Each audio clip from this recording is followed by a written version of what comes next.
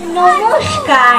আমার এখনকার নিবেদন কবি বাবানী প্রসাদ মজুমদারের লেখা কবিতা হরিনামের পরিণাম।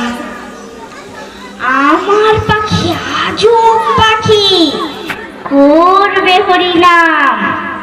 দেখে জানবো বাবু মশাই, 100 টাকা দাম। এই ছেলেরা চুপ করে থাক, করিস না শোরগোল। বলতো পাখি বল একবার, বলো হরি বল। সত্যি পাখি বল হরি বল, বলেই দিল জোরে।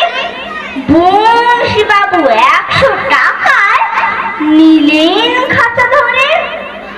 বাড়ি ফিরে সবাইকে জড়ো করলেন ডেকে।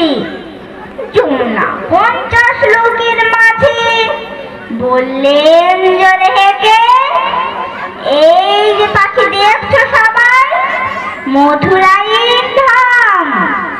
এই পাখিটাই দেখবে কেমন, করবে হরিনাম। এই ছেলেরা চুপ করে থাক, করিস নে শোরগোল। বল পাখি বল একবার, বলো হরি বল। পাখি কিছুই বলে না তো, চুপটি করেই থাকে।